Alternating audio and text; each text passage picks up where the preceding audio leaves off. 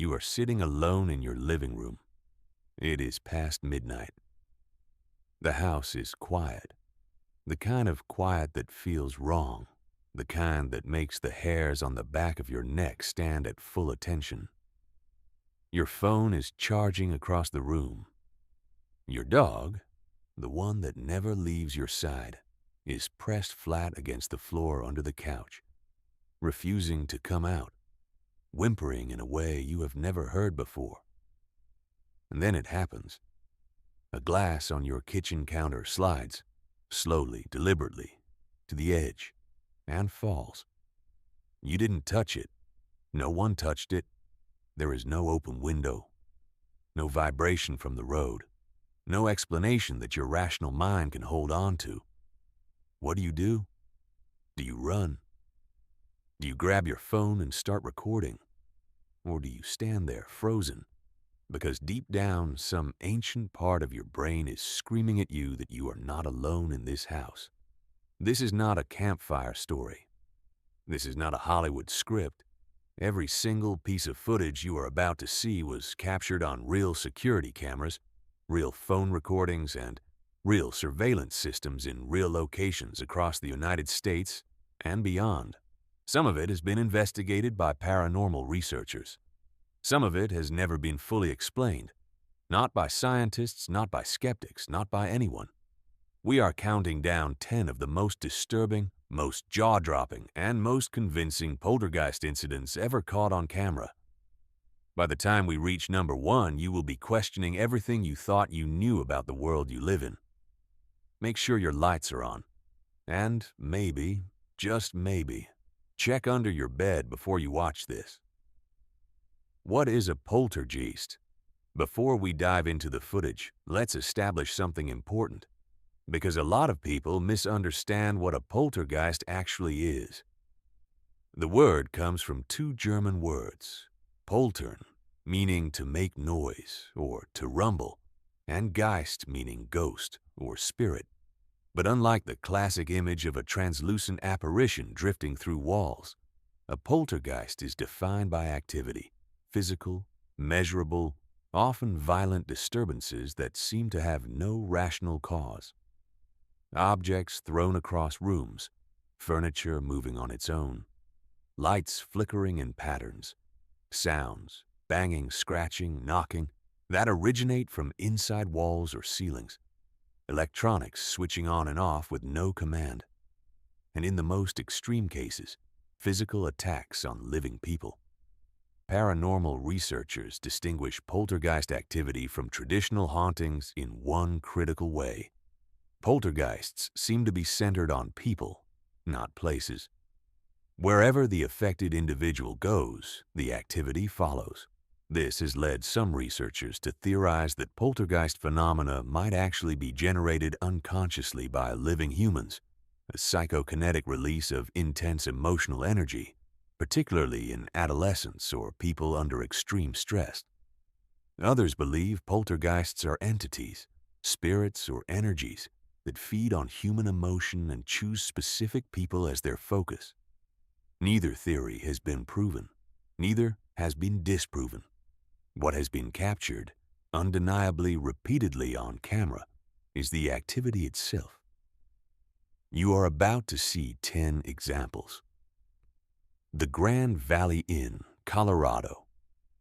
We begin in the mountain town of Glenwood Springs, Colorado, at a historic inn that has been operating for over a century. The Grand Valley Inn, known locally for its Victorian architecture, its antique dining rooms, and its long whispered history of strange occurrences, installed a multi-camera CCTV system in 2017, following a series of unexplained incidents reported by both staff and guests. What the cameras captured over one particular weekend in October has become one of the most debated pieces of paranormal footage in recent American history. The first clip comes from camera 3, positioned at the far end of the inn's main dining room, a long candlelit space with original hardwood floors, antique sideboards, and a row of windows overlooking the Colorado River Valley. The timestamp reads 2:14 a.m., Every guest is in their room. The dining staff finished their shift hours ago. The room is completely, demonstrably empty. At 2:14:33 in the upper right corner of the frame, something moves. It is white. It is translucent. And it has the unmistakable silhouette of a human figure. The shape drifts, not floats, not glides, but drifts, in a motion that no person walking could replicate, from behind one of the sideboards toward the center of the room. As it moves, its arm, if that is what you want to call it, extends forward, as if gesturing toward the camera. This continues for nearly 25 seconds. Then, as silently as it arrived, the shape recedes back into the darkness near the far wall and disappears. Now, here is where the footage becomes truly difficult to dismiss. The in system automatically switches between cameras at set intervals. At 2:16 a.m., the feed cuts to camera 7, the bar area on the ground floor. A smaller room with a vintage oak counter, shelving lined with glassware, and a commercial refrigerator against the back wall. The bartender, we will call him Marcus, as the inn has chosen not to use staff names publicly, had finished restocking the bar earlier that evening. He had, by his own account, placed 2 bottles of craft whiskey in the lower compartment of the refrigerator, both standing upright, both pushed to the back of the shelf. At exactly 2:16:44, the refrigerator door opens on its own. The first bottle, the one nearest the edge, tips forward and falls out onto the floor. You can hear it hit the tile. A skeptic might accept this. The door opening could, theoretically, be a latch malfunction. The first bottle could have been sitting at a precarious angle. But the second bottle does not fall the same way. The second bottle moves sideways, not forward, not straight down, but at a lateral angle, as if something has reached into the refrigerator and physically pushed it from the side. It exits the compartment horizontally and strikes the floor nearly 2 feet from where the first bottle landed. Marcus, reviewing the footage the next morning, reportedly went pale and asked to transfer to the day shift. But the footage does not end there.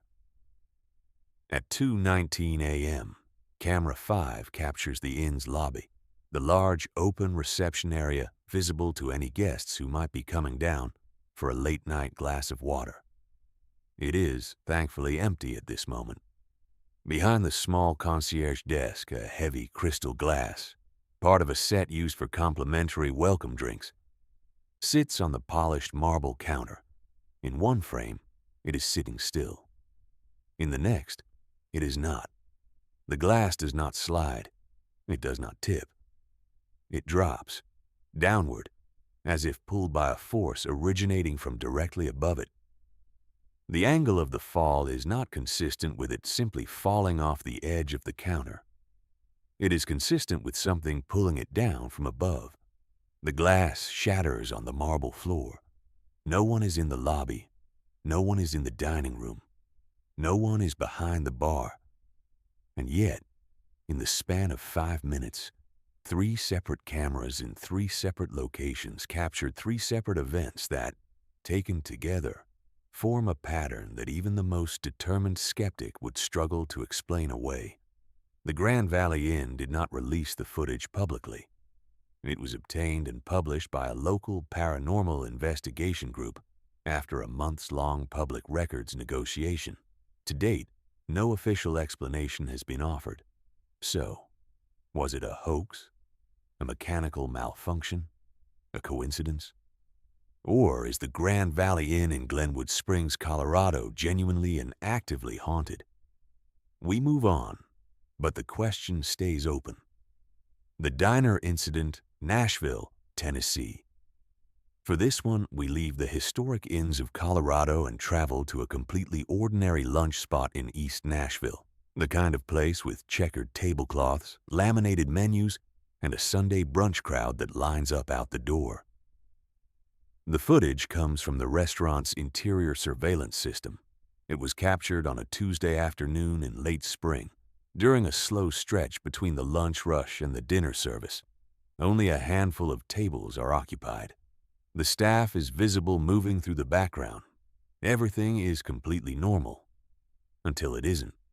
A young woman, mid-20s, dark hair, wearing a light gray sweater, is sitting alone at a four-top table near the center of the room. She appears to be eating a late lunch. Based on the plates visible on the table, she has ordered a burger and fries. She has her phone beside her tray, face down. She is not distracted. She's not doing anything that warrants any attention. At 2:47 p.m., she stands up and walks toward the buffet station on the far wall, presumably to get a refill or grab something additional. The moment she steps away from the table, within 3 seconds of her leaving, the camera captures something that has no business happening. A ceramic plate on her table slides to the edge and falls off. This alone might be unremarkable. Plates slide. Tables aren't always level. But then a second plate shifts, moving not toward the edge, but rotating in place, as if something is dragging it in a slow circle. A fork that was resting on the edge of a side dish lifts slightly, not dramatically, just enough, and drops back down at a different angle.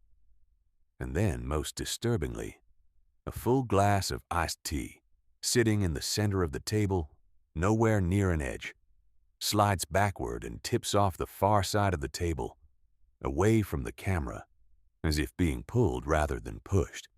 Now look at the other tables. The couple at the booth to the left both look up sharply. Their heads turn toward the young woman's table at exactly the same moment. Their expressions, visible even in the low-resolution security footage, are not the expressions of people watching someone pull strings or run a prank. They are the expressions of people who have just seen something that frightened them. The woman in the booth reaches across and grabs her partner's hand. The family at the far table, 2 adults, 2 young children, also reacts. The father stands slightly from his seat, craning to look. One of the children points. Here is the critical question that every skeptic must answer. If this were a staged prank, if strings were attached to those objects, if a Confederate were hidden under the table or rigged some mechanism beneath the tablecloth, how did the organizers ensure that every single person in that dining room would react with genuine alarm rather than performing for the camera? How do you coordinate the involuntary physical responses of strangers who have no idea they are being filmed for a paranormal YouTube video? You cannot. The young woman returns from the buffet station 30 seconds later. She stops at the edge of her table. She looks down. She looks around the room. She looks at the couple in the booth, who are still watching her. Then she very carefully sits back down, pushes what remains on the table to the center, and does not move again for the remainder of her meal. She never glances under the table. She never checks for strings or mechanisms. She does not smile or look toward a camera. She does not behave like a person who just performed a trick. She behaves like a person who has just realized that something is following her. The restaurant's owner reportedly reviewed the footage 3 times before sharing it with a paranormal research group based out of Nashville. He declined to identify the young woman. He declined to name his restaurant publicly. He declined to offer any explanation. "I've been in this business for 22 years, he told the research group. "I've never seen anything like it, and I'm not sure I want to." The convenience store on Route 9, upstate New York. There is something uniquely unsettling about poltergeist activity in a place you consider completely mundane. A place you stop at without thinking. A place so unremarkable that it barely registers in your memory after you leave. A convenience store on Route 9 in upstate New York is exactly that kind of place. The store's exterior cameras and 2 interior cameras captured a series of events on a foggy November evening that have drawn significant attention from paranormal researchers across the Northeast. The first incident involves a man in his 30s, heavy-set, wearing a flannel jacket, clearly a regular customer based on how comfortably he moves through the store, browsing the snack aisle near the back. The aisle is narrow, lined on both sides with chip bags, candy bars, and boxed goods. The man is scanning the top shelf, evidently looking for something specific. What happens behind him, at exactly eye level on the opposite shelf, is something that should not happen in any universe governed by the laws of physics as we currently understand them. A small package, bright pink, roughly the size of a deck of cards, begins to rise. Not slide. Not fall. Rise. It lifts off the shelf at an angle, hovers for approximately 1 full second. This is confirmed by a frame-by-frame analysis of the footage, and then begins to float in the direction of the man's shoulder. At the same moment, a yellow package of similar size and weight on the same shelf falls straight down to the floor, as if the force that lifted the pink one simultaneously released the yellow one. The man crouches to pick up the yellow package. As he does, the pink package drops, falls from whatever was suspending it, and lands on the floor beside him. He looks at the packages. He looks at the shelf. He looks around the aisle. His face, when it appears on camera, is deeply confused, not frightened yet, but baffled in a way that is entirely genuine. He does not have the poker face of a performer. He picks up both packages, examines them, puts them back on the shelf, and slowly backs out of the aisle. 2 witnesses who were in the store at the time, a teenage girl buying a soda and an older man waiting at the register, both report seeing the pink package float. Both described it in separate interviews with a paranormal research team as moving like it was being carried by something invisible. The store's owner, a second-generation family business operator who has worked in that store since he was a teenager, reviewed the footage and said it was the 3rd strange thing that had happened in that store in the last year. He declined to share what the other 2 incidents were, but the second clip from the same store tells its own story. Later that same evening, after the handful of remaining customers have left and the night shift worker has begun restocking the refrigerator section, one of the interior cameras captures the store's small fleet of shopping baskets, stacked near the entrance, moving. One basket slides away from the stack, not falling, not tipping, sliding, deliberately, smoothly across the tile floor, in a straight line, as if being pushed by a hand you cannot see. It travels approximately 6 feet before stopping. Then it rotates. Then it slides back toward the entrance. The night shift worker, visible at the back of the frame, has his back turned. He does not see it. The camera sees everything. When he turns around and notices the basket out of place, he stares at it for a long moment. He looks at the entrance door, closed, locked. He looks at the other baskets, still in the stack, undisturbed. He looks back at the lone basket on the floor. Then he picks up his phone and calls someone. We don't know who. Whatever is moving through that store on Route 9 in upstate New York, it seems to be shopping for something. And it doesn't seem to be in a hurry. The Party Supply Warehouse, Phoenix, Arizona. If a spirit is going to haunt a location, most people would expect it to choose somewhere with a little gravitas. A centuries-old cemetery, a crumbling Victorian estate, a Civil War battlefield. Not a Party Supply Warehouse on the outskirts of Phoenix, Arizona. And yet, the footage from this location comes from the warehouse's internal security system, specifically from Camera 4, which covers the main stock area, a vast, fluorescent-lit space filled floor-to-ceiling with novelty decorations, inflatable animals, streamer rolls, bulk candy bags, and every conceivable variety of paper plate. It is, in every way, the least threatening environment imaginable, which makes what happens on camera all the more disturbing. The employee in this footage, A young man in his early 20s wearing a company polo shirt and wireless earbuds is doing routine stock work near the back of the warehouse. His job at this particular moment appears to be sorting through a large bin of miscellaneous merchandise and organizing it onto floor pallets. He is not distracted. He is working steadily and efficiently. He picks up a handful of small items, sealed packages roughly the size of tennis balls, and tosses them down onto a flat cart beside the pallet. They land, settle, and then one of them moves. It does not roll off the cart. It does not bounce. It slides, slowly and with unmistakable purpose, across the flat surface of the cart, off the edge, and across the warehouse floor. The employee looks up from what he is doing, not yet alarmed, just puzzled. He watches it slide. He looks at the angle. He looks at the cart. There is no slope. There is no vibration. Nothing in the surrounding environment explains why that package should be moving.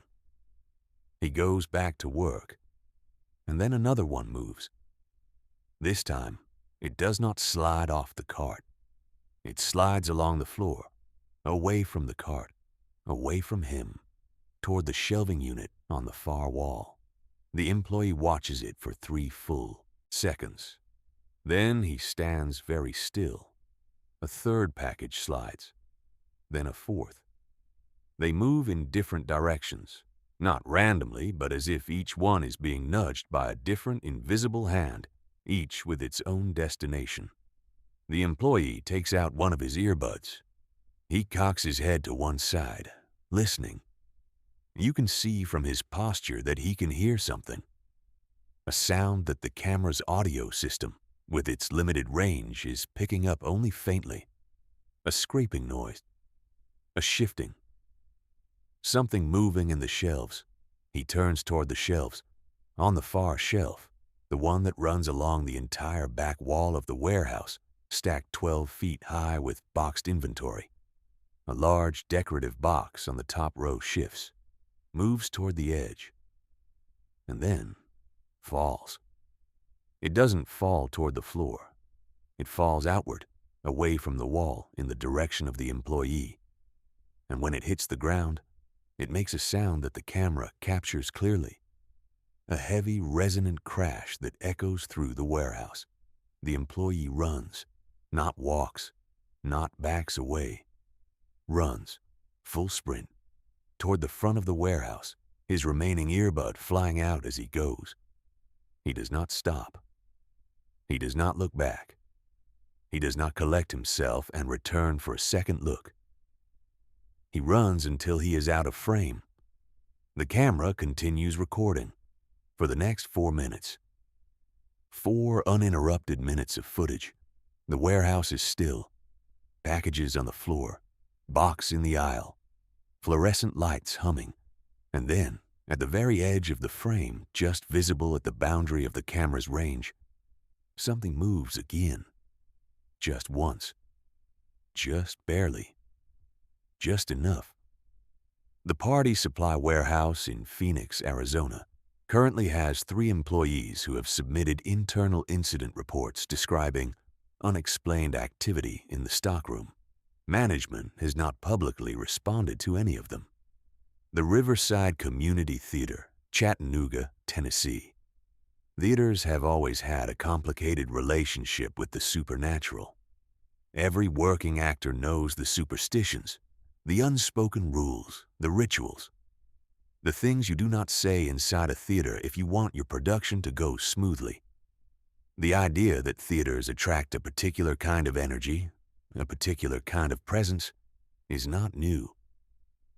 The Riverside Community Theater in Chattanooga, Tennessee, a mid-sized performing arts venue that has hosted everything from high school productions to regional touring companies over its 60-year history, is now at the center of one of the most credible pieces of paranormal footage to emerge from an American entertainment venue. The footage was reviewed by the theater's general manager, a woman named Patricia, On a Sunday morning in March, when she arrived to open up and found that a folding chair in the third row of the main auditorium had been moved.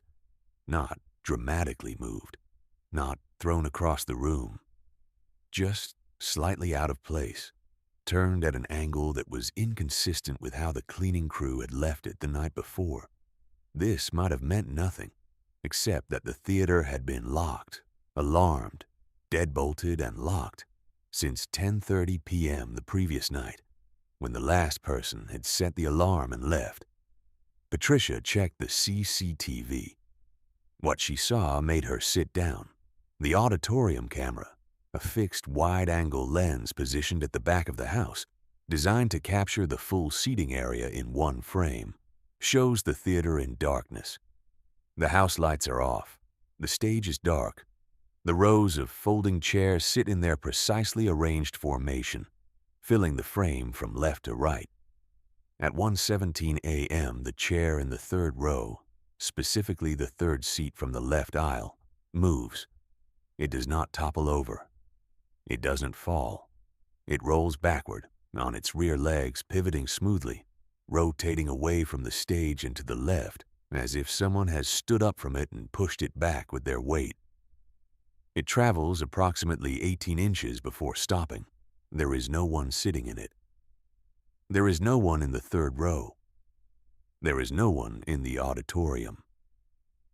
At 1:19 a.m., the camera captures what the paranormal research team that later reviewed the footage described as orb activity, 3 or 4 small points of light, each roughly the size of a softball, drifting slowly across the right side of the auditorium, moving from the back wall toward the stage. They are not consistent with reflections. There is no light source that could produce reflections at that angle at that hour. They are not consistent with dust on the lens. They move independently, at different speeds, in different directions, and at 1:21 a.m., most dramatically, the table at the front of the stage, just below the apron, shifts. The table is heavy, a solid oak prop piece used in productions, and it moves several inches to the left, as if someone is pulling one end of it. A stack of paperback scripts on the table slides to the floor. Patricia, reviewing this footage on Sunday morning, reportedly called the theater's head of security from her office phone. Then she called a paranormal investigator whose number she had been given by a colleague at another local venue.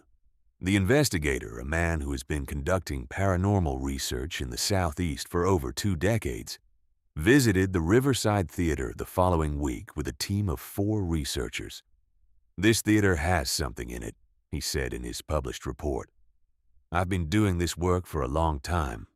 I know the difference between a building that has residual energy and a building that has something active.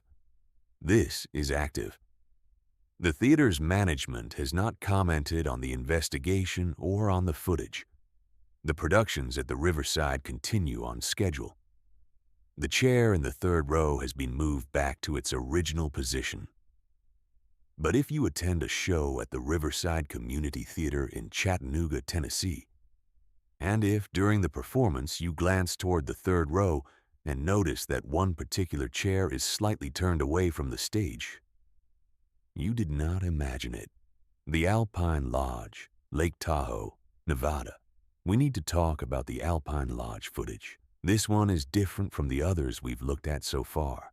This is not chairs moving or plates sliding. This is not a refrigerator door opening on its own or a package floating 6 inches off a shelf. This is a woman being physically attacked.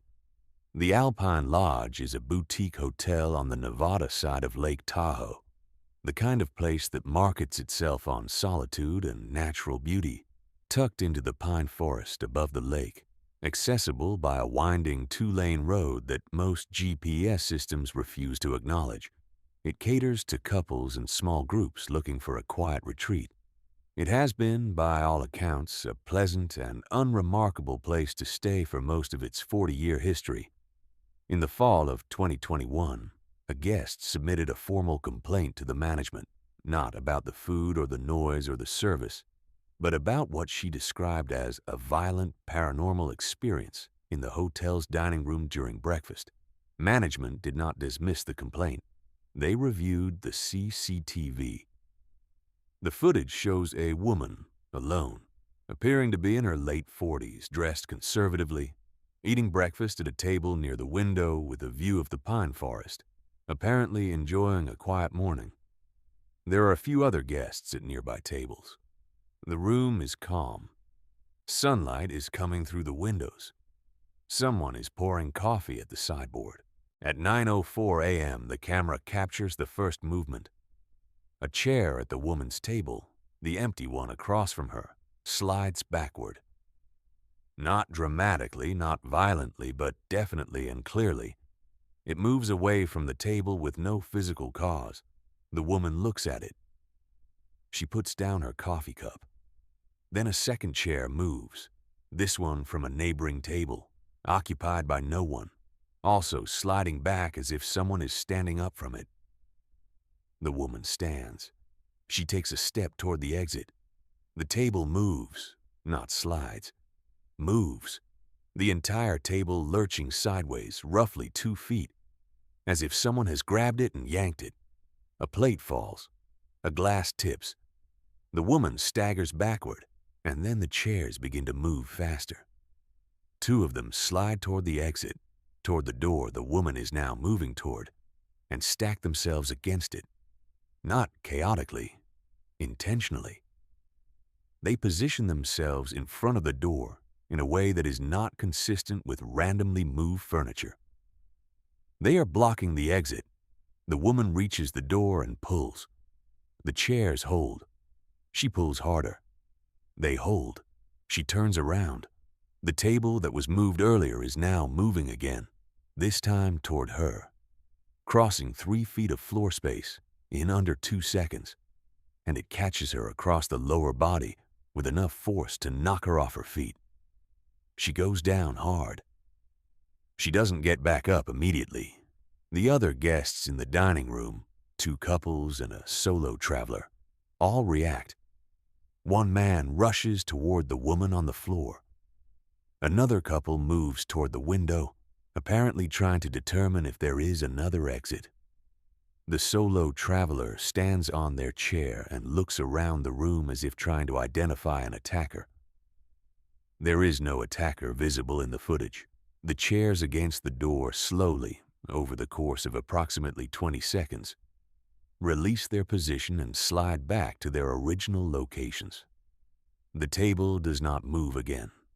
The woman was evaluated by a paramedic and sustained bruised ribs and a sprained wrist. She did not require hospitalization. She checked out of the Alpine Lodge that afternoon, 2 days ahead of her reservation. The hotel's general manager released a brief statement saying that they were looking into the incident and taking the guests' safety concerns seriously.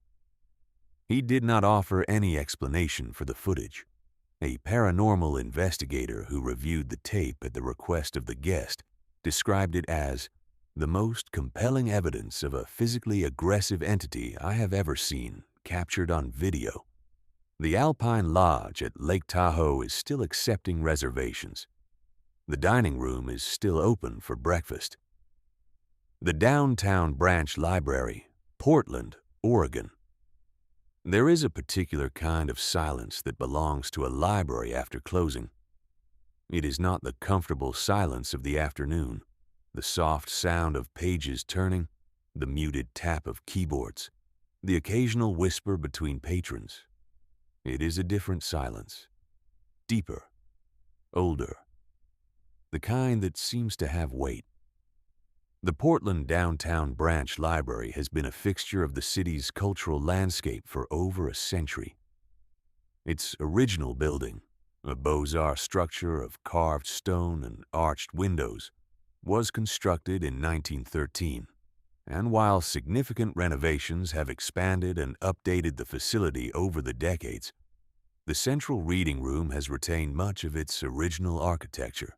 The high ceilings, the mahogany shelving, the brass fixtures on the reading tables, and according to the footage captured by its after-hours security system, Something else.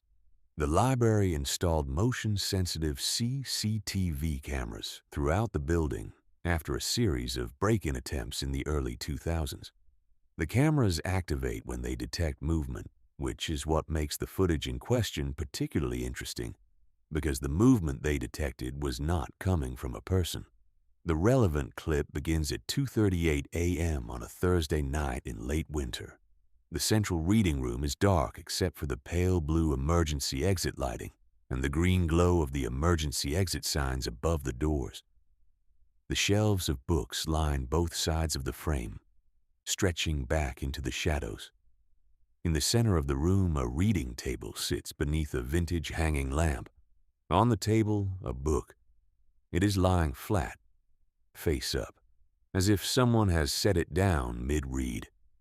This is not unusual. Staff sometimes leave books on tables when they are being reshelved the day following morning. What is unusual is what happens next. The book moves. It does not fall off the table. It does not slide toward the edge. It rises, the front cover lifting, as if an invisible hand is opening it. Then the pages begin to turn. Slowly at first, one page, then two, then three, and then faster, the pages fluttering in a way that would require a strong, sustained breeze. There is no window open in this footage. There is no air vent near this table. There is no source of moving air that would explain the behavior of those pages. The book rises approximately 4 inches off the table at its highest point. Then it drops. Not gently, it drops with force, landing back on the table with enough impact to shift slightly from its original position. And in the background, visible at the far end of the room, at the edge of the frame where the darkness thickens, something else is moving. It is round, pale, and it is rotating. The library uses decorative hanging mobiles in several sections of the children's area, lightweight paper constructions that spin easily in any air current. One of these mobiles, clearly visible at the back of the frame, is spinning, not gently rocking, not swaying. Spinning in tight, consistent rotations like a ceiling fan running at low speed, in still air, in a sealed building. At 2:38 in the morning, the library's head of security, a retired Portland police officer, reviewed the footage with 2 colleagues before reporting it to the library's administration. He described the experience of watching the footage as one of the stranger moments of my career, and I spent 22 years in law enforcement. He offered no explanation for the levitating book. He noted that this was not the first unusual report associated with the central reading room. That in the past 3 years, 2 separate night shift staff members had submitted written reports describing sounds, turning pages, a chair dragging across the floor, emanating from the reading room in the hours after closing. Both staff members had attributed the sounds to other explanations at the time. After reviewing the footage, both reportedly revised their assessments. The Portland Downtown Branch Library is free and open to the public. The reading room is available to all, just perhaps not only to the living. The Keller household, Boise, Idaho.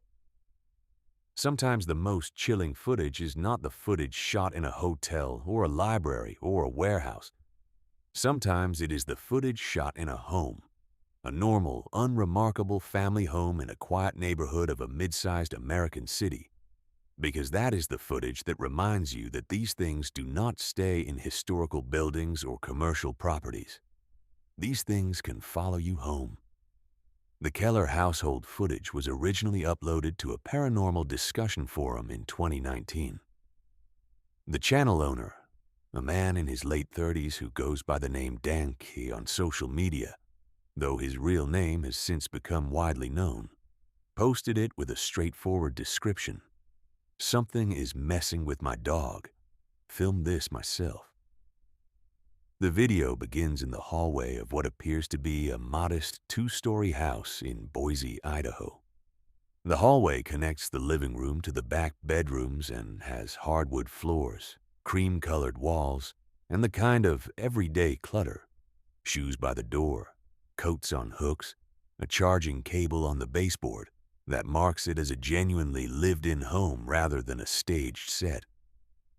The man, Dank Shame, is holding the camera and moving slowly down the hallway toward one of the bedroom doors. His voice is quiet, almost careful, as if he doesn't want to make too much noise. "Hey, what's the matter, girl? Come on, come here, come on out. You okay?" The camera pans down to show a dog, a mid-sized golden retriever mix, perhaps 3 or 4 years old, pressed flat against the floor at the threshold of the bedroom door. She is not sitting. She is not standing. She is flattened, her belly on the floor, her head low, her ears back. Her tail is not wagging. She's not making eye contact with the camera. She is staring at the ceiling. What is it? What is it, girl?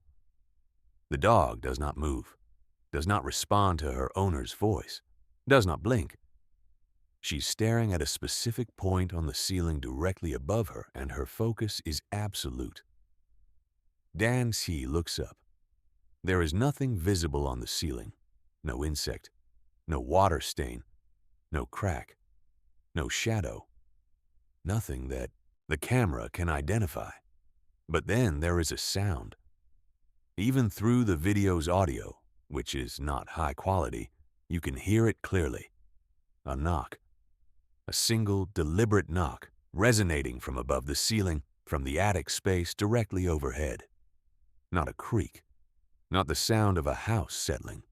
A knock. As if something up there is knocking on the floor of the attic. The hell was that? Dankay's voice changes. The careful quiet is gone. He is now unmistakably frightened. The dog still does not move. Dankay pulls down the attic access panel in the ceiling of the hallway. He aims the camera upward. The attic is dark. He turns on the phone's flashlight and sweeps it across the space. Empty rafters, insulation, a cardboard box or two, a water heater in the corner. The kind of attic that 100,000 houses in America have. But then the sound comes again. This time, it is not one knock. It is 3.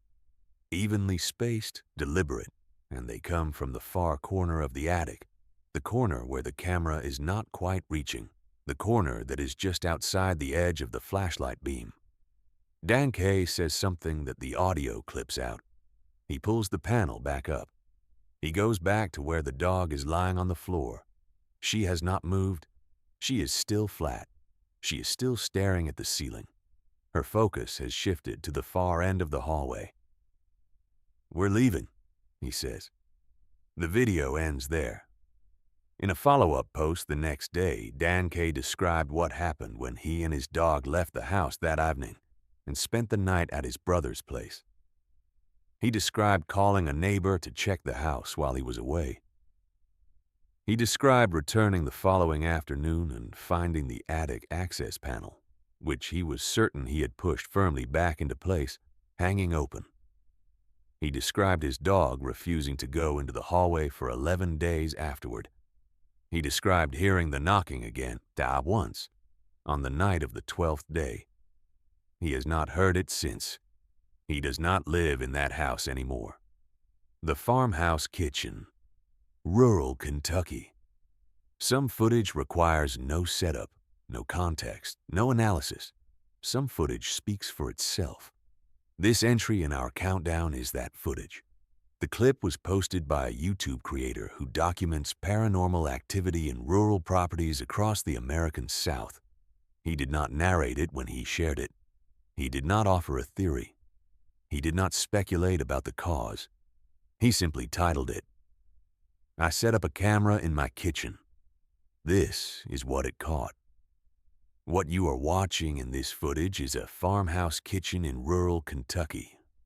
Wide wooden counters, a deep farmhouse sink, cast iron pots hanging from a rack above the stove, mason jars on open shelving, a round table in the center of the room with 4 mismatched wooden chairs. It is, in every detail, the kitchen of a house that has been lived in and loved for a long time. The camera is positioned on a high shelf at the far end of the room, giving it a wide, full view of the entire kitchen. The timestamp begins at 11:15 p.m. The house's owner is not home. The house is empty.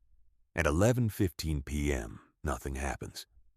At 11:47 p.m., the light above the kitchen sink, a small under-cabinet fixture, flicks on. Then off. Then on again. Then off. As if someone has found the switch but is uncertain whether they want the light. At 12:02 a.m., the faucet turns on. A thin stream of water, not a burst, not a sudden gush, but a slow, controlled trickle, begins to flow from the farmhouse tap. It runs for 45 seconds. Then it stops. Precisely, as if someone has turned it off. At 12:19 a.m., the pots on the overhead rack begin to move. Not all of them, just two. The large cast-iron Dutch oven and the smaller skillet hanging beside it. They begin to swing, slowly, rhythmically like a metronome, in opposite directions. One swings left while the other swings right. They do not collide. They do not make noise except for the faintest metallic hum of the hooks against the rack. They swing for over a minute. At 12:31 a.m., a kitchen chair moves. It does not scrape. It does not tip.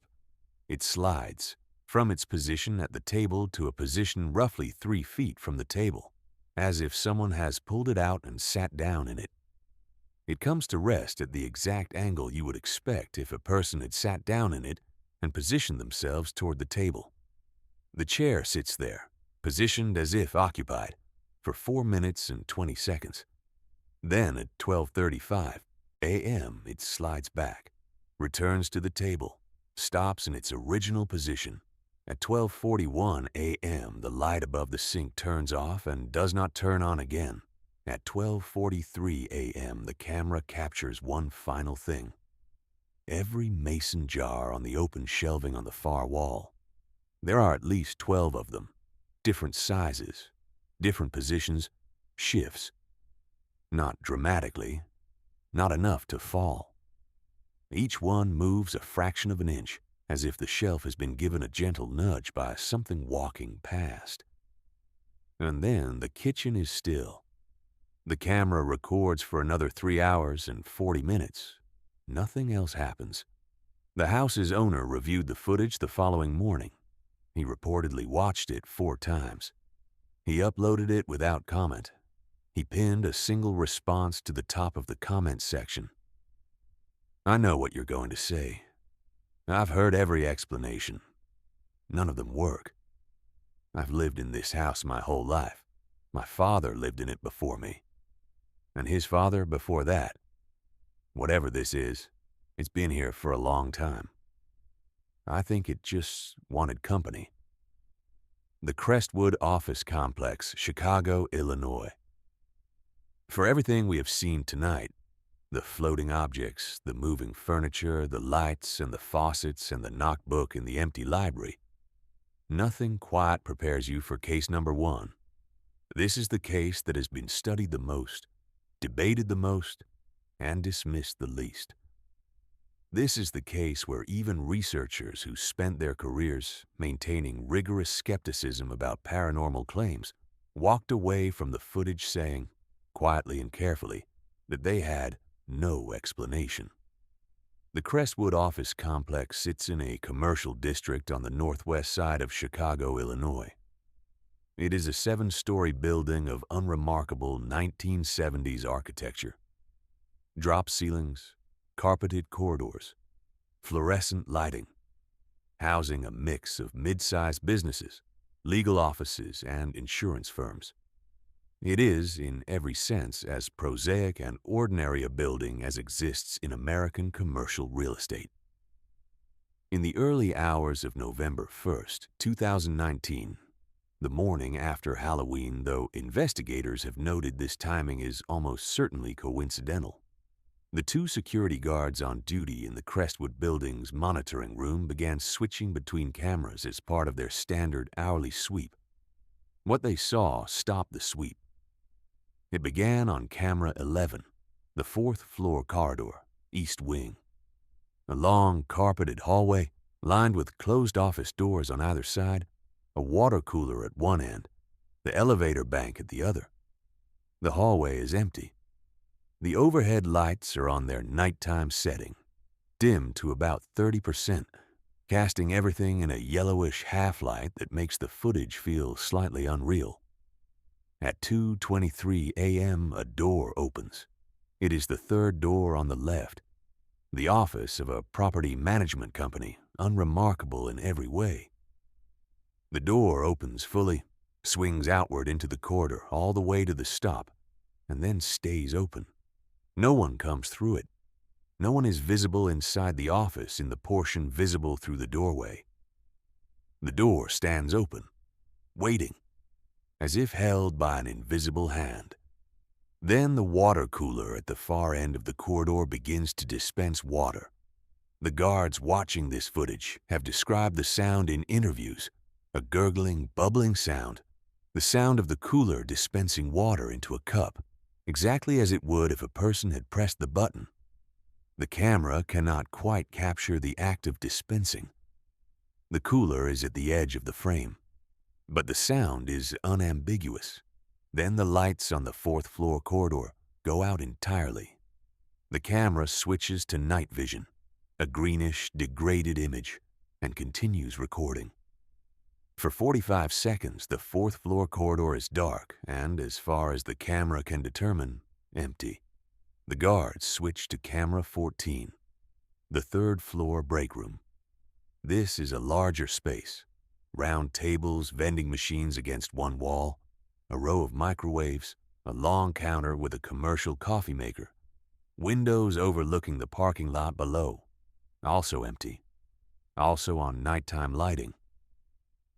At 2:24 a.m., the coffee maker turns on. The heating element engages.